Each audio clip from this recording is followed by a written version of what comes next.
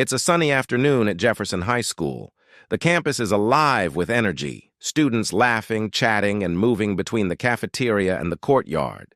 In the middle of it all stands Amara, a bright and confident senior, organizing a charity drive. Her table is covered with colorful flyers and a banner that reads, "Help us support local shelters." With a warm smile, she hands a flyer to a passing group of students. "Come by later, guys. Even a small donation can make a huge difference." "Sure, Amara," one of them says, smiling back. "You're always doing something cool." Just as the mood feels perfect, a tall, uniformed figure steps into the scene. Officer Blake, the school resource officer. His eyes scan the courtyard, landing directly on Amara and her bustling table. He adjusts his belt and walks toward her with a purposeful stride. "Hey, you there!" Blake's voice cuts through the chatter, sharp and commanding. The nearby students pause, some turning to watch. "What's all this? You got permission for this setup?" Amara looks up, a bit surprised but still composed. "Yes, officer. We're running a charity drive for the shelter. I got approval from the principal last week." Blake crosses his arms, raising an eyebrow. "Charity drive, huh? Doesn't look like official school business to me. You're blocking the walkway and handing out materials. Sounds like you're disrupting things." A small crowd of students starts to form. Whispers ripple through the group and a few pull out their phones to record. Amara notices but doesn't lose her cool. "With all due respect, officer," she says, keeping her voice steady, "this is an approved event. I'm not causing a disruption, just helping out." Blake smirks, leaning in slightly. "Helping out, huh? That's what they all say. How about we make sure you're not just here to stir up trouble?" The tension thickens as the students whisper louder, the curiosity in their eyes turning to unease. Amara stands her ground, her calm demeanor masking the storm of emotions brewing inside. The courtyard buzzes with tension as Officer Blake's voice grows louder. More students gather around, some pretending to walk by casually, while others openly record the scene on their phones. "This is against school policy," Blake declares, pointing at the flyers in Amara's hand. "You can't just set up shop here like it's a flea market." Amara takes a steady breath, keeping her composure. "Officer, I already told you this event was approved by Principal Carter. I'm not breaking any rules." Blake smirks, his voice dripping with sarcasm. "Oh, I'm sure you got special permission. Kids like you always seem to think the rules don't apply." The crowd murmurs at his tone. Amara stiffens slightly but refuses to let him rattle her. She looks him directly in the eye. "I don't think I'm above the rules. I respect them. That's why I made sure to get everything cleared beforehand." Blake cuts her off with a wave of his hand. "Enough. Let me see some ID." His voice is sharp, as if she's already guilty of something. Amara reaches into her bag and calmly hands over her student ID. Blake snatches it, glancing at the card briefly before handing it back with a scoff. "A senior, huh? You'd think someone your age would know better. But I guess appearances can be deceiving." The comment lands heavily. The students watching exchange uneasy glances, some muttering under their breath. One of them speaks just loud enough to be heard. "That's not right." Amara's voice is steady, but there's a sharp edge to it now. "What do you mean by that, officer?" Blake shrugs, his smirk widening. "You know exactly what I mean." The crowd's murmurs turn into a quiet roar, and Amara looks around, noticing the phones pointed at them. Her patience is wearing thin, but she holds on to her composure. "Officer, with all due respect, I'm not the one causing a scene here. I've done nothing wrong." Blake leans in slightly, his tone low but cutting. "Watch your tone, young lady. You're already pushing it." The courtyard feels heavy with tension. Students whisper to one another, frustration and anger growing in their voices. The imbalance of power is undeniable, but Amara stands firm, refusing to let him intimidate her. The tension in the courtyard is almost unbearable when a voice cuts through the growing murmurs. "Officer Blake, what's going on here?" Principal Carter strides into the scene, his face a mix of confusion and concern. His suit jacket is slightly rumpled as though he hurried to get there. He looks between Amara and Blake, clearly trying to assess the situation. Blake turns, his stance stiffening as he addresses the principal. Caught this student violating school policy, handing out flyers, creating a disruption. Principal Carter glances at Amara, his expression softening. Amara isn't violating any policies. She has my approval to run this charity drive. Blake narrows his eyes. Well, it sure doesn't look like school business to me. A crowd like this? That's a safety issue. The principal hesitates, his discomfort evident as he adjusts his tie. I understand your concerns, officer, but I think this might be a misunderstanding. Amara is one of our top students. Blake interrupts sharply. I'm just doing my job, Principal Carter. If she has permission, she should have made that clear instead of acting like the rules don't apply to her. Amara clenches her fists briefly, but her voice remains calm. I did explain, officer, multiple times. Blake cuts her off again. I'm not here to argue. I'm here to enforce order. If she can't follow simple instructions, that's on her. The principal opens his mouth to respond, but hesitates, clearly unsure how to challenge Blake without escalating the situation further. Amara takes a deep breath, her frustration finally bubbling to the surface. She steps forward, her voice steady but carrying a new edge. Maybe if you listened instead of judging me, we wouldn't be here right now. Blake raises an eyebrow, his smirk returning. Judging you? Sounds like someone thinks they're special. Amara's voice sharpens. You want to talk about special? Fine. My father is Mayor Johnson. Does that make things clear enough for you? The air seems to freeze. Blake's smirk falters as he processes her words. The crowd of students erupts into gasps and murmurs, and several phones zoom in on his face. Blake stammers, visibly taken aback. Wait, you're the mayor's daughter? Amara nods, her gaze unwavering. That's right, and now everyone here knows exactly how you treated me. The students around them start whispering louder, their frustration boiling over into audible criticism. Wow, he didn't even bother listening to her. This guy's in so much trouble now. That's what happens when you judge someone by their appearance. Blake looks around, the weight of the crowd's judgment pressing down on him. His confidence is visibly shaken, and he adjusts his stance awkwardly, glancing at the principal for support. Principal Carter, however, crosses his arms, his expression now firm. I think this situation has gone on long enough, Officer Blake. Let's take a step back and handle this appropriately. Blake swallows hard, muttering, I didn't know. Amara, her voice steady and resolute, replies, That's the problem. You didn't care to know.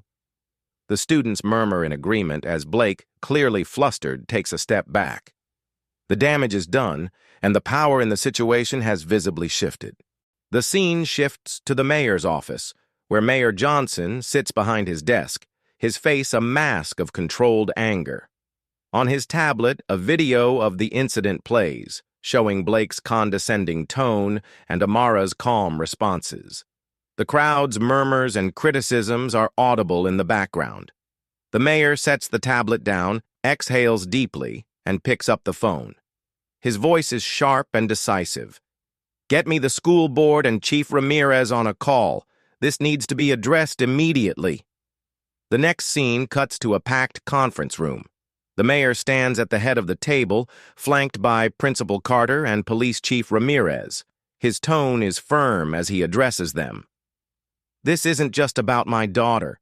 This is about a system that failed her and countless others like her.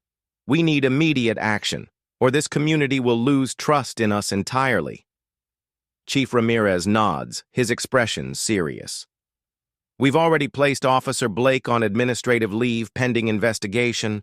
We'll also review our training protocols for officers working in schools. Mayor Johnson shakes his head slightly.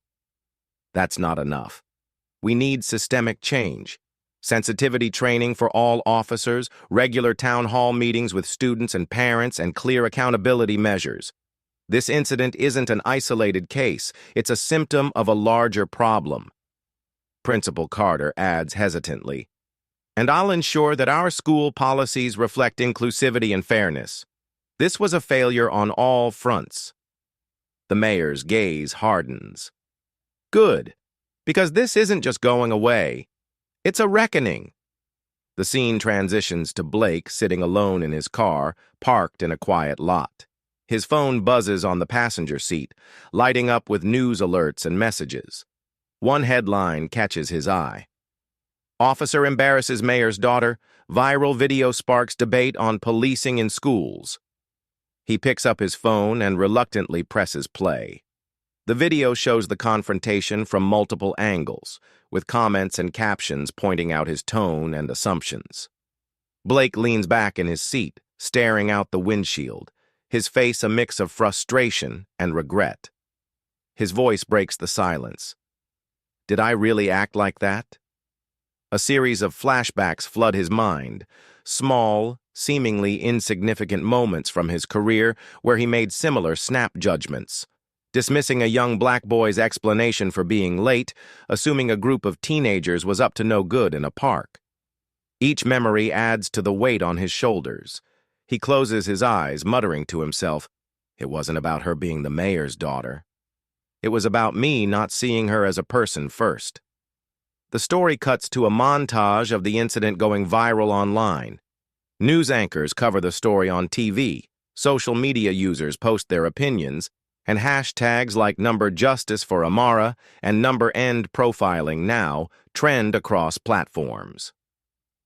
Tweet 1. This is exactly why systemic reform is necessary. How many kids are treated this way but don't have a mayor as a parent to back them up? Justice for Amara. Tweet 2. She handled it with grace. The officer, not so much. Accountability is long overdue. News anchor. The viral video has sparked national outrage, with many calling for comprehensive reforms in school policing policies.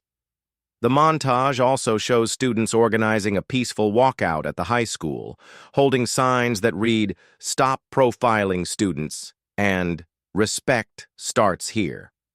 Amara watches the walkout from her bedroom window, her phone buzzing constantly with notifications of support. Her father enters the room, placing a hand on her shoulder. "You've started something bigger than just this one incident, Amara. People are listening now," he says with a mix of pride and seriousness. Amara nods, her face thoughtful. "Then we can't stop here. This has to mean something." In a quiet meeting room at City Hall, a long table separates 4 figures: Mayor Johnson, Principal Carter, Amara, and Officer Blake. The air is thick with tension as everyone sits silently, waiting for the conversation to begin. Blake clears his throat, his voice hesitant. "I want to start by saying I was wrong. I let my assumptions get the better of me, and I made a mistake, one that hurt you, Amara, and embarrassed this community. I'm sorry." Amara looks at him for a moment, her expression calm but firm. "You're sorry now, but that doesn't undo the damage. What if I wasn't the mayor's daughter? What if there weren't cameras and witnesses? Would we even be sitting here?" Blake lowers his gaze, visibly uncomfortable. "I understand what you're saying. I've been reflecting a lot since that day, and I know I have a lot to learn. I can't change what I did, but I can try to do better." Amara nods slightly but doesn't let him off the hook. "Doing better isn't just about you. This is bigger than one officer's behavior. It's about how the system allows these things to happen in the first place. We need more than an apology. We need action." The mayor, sitting beside her, chimes in. "Amara's right. Officer Blake, words are only the first step. What's more important is ensuring this doesn't happen again. Not to her, not to anyone." Blake looks up, meeting Amara's eyes. "You're right. I'll do whatever I can to support those changes." The scene shifts to a press conference outside City Hall. Mayor Johnson stands at a podium, flanked by Amara, Police Chief Ramirez, and other community leaders. A crowd of reporters and citizens gather to hear the announcement. Mayor Johnson addresses the crowd with confidence. The incident involving my daughter was not just a wake-up call for me. It was a reminder of the systemic issues we face. Today, I'm announcing a series of initiatives to rebuild trust and accountability in our community. He outlines the reforms: mandatory sensitivity and bias training for all officers working in schools, monthly town hall meetings where students, parents, and officers can engage in open dialogue, the creation of a youth-led advisory board to ensure students' voices are heard in policy decisions. The crowd applauds as the mayor concludes. This is just the beginning. Change starts here, and it starts with all of us. Amara steps forward to speak, her voice steady but passionate. This isn't about blame. It's about growth. We all have a part to play in making sure everyone feels seen, heard, and respected. Let's make this moment count. In the weeks that follow, Amara uses her newfound platform to advocate for change. A montage shows her leading workshops at her school, speaking at community events, and meeting with local leaders to discuss issues of discrimination and inequality. At one event, she speaks to a group of students. We don't have to wait for someone else to fix things. We can be the change, right here, right now. Speak up, get involved, and don't let anyone tell you your voice doesn't matter. The montage also shows moments of transformation within the community. Police officers and students collaborating on a community project. A town hall meeting where students share their stories and ideas with officers. Officer Blake attending a sensitivity training session, visibly engaged and reflective. The final scene takes place at a community fair in the town square. Families, students, and officers gather in a lively, welcoming atmosphere. Amara walks through the crowd, stopping to chat with students and volunteers. She spots Blake helping set up a booth and approaches him. "Officer Blake," she says with a small smile. "Thanks for showing up." Blake nods, his expression sincere. "Thanks for giving me the chance to do better." As Amara walks away, the camera lingers on her, her confident stride symbolizing her growth and leadership. The scene fades to black, with text appearing on screen. Real change begins when we listen, learn, and lead together. The scene opens at a vibrant community event held in the town square. The stage is decorated with banners that read, "Together for Change," and "Youth Leading the Future." Families, students, teachers, and police officers mingle, enjoying the warm atmosphere of unity. Amara steps up to the microphone on stage. The crowd quiets, their attention focused on her as she begins to speak. Her voice is calm but filled with passion. "Just a few weeks ago, I stood in a very different place, confused, humiliated, and questioning if my voice even mattered. But today I'm standing here, not just as someone who experienced injustice, but as part of a community that chose to confront it together." The audience applauds, and Amara pauses for a moment before continuing. "This journey hasn't been easy, and there's still so much work to do. But if there's one thing I've learned, it's this. Resilience isn't just about bouncing back. It's about building something stronger than what was broken. And change doesn't come from waiting for someone else to fix things. It starts with us." Her words resonate deeply with the crowd, and a wave of applause ripples through the square. Amara's expression softens, and a small smile crosses her face as she steps back from the microphone. The camera transitions to a montage of small but meaningful moments in the community. A police officer sitting at a cafeteria table, chatting with a group of students, sharing jokes and laughter. A diverse group of students and officers working together to repaint a mural in the school, the design reading, "Respect and Unity." Amara leading a discussion with younger students, inspiring them to speak up and take charge in their own ways. The final shot shows Amara walking through the square, surrounded by smiling faces.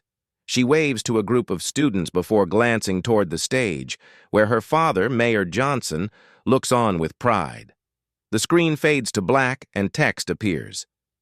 Resilience builds stronger communities. Change begins when we stand together.